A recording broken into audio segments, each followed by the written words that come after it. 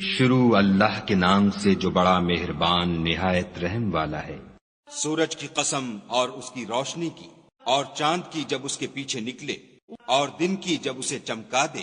اور رات کی جب اسے چھپا لے، اور آسمان کی اور اس ذات کی جس نے اسے بنایا، اور زمین کی اور اس کی جس نے اسے پھیلایا، اور انسان کی اور اس کی جس نے اس کے اعضاء کو برابر کیا،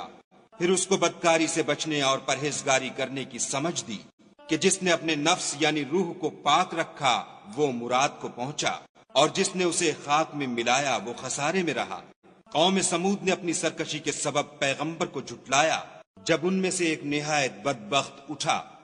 تو خدا کے پیغمبر صالح نے ان سے کہا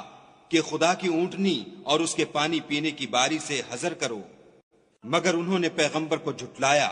اور اونٹنی کی کونچیں کاٹ دیں، تو خدا نے ان کے گناہ کے سبب ان پر عذاب نازل کیا اور سب کو ہلاک کر کے برابر کر دیا، اور اس کو ان کے بدلہ لینے کا کچھ بھی ڈر نہیں۔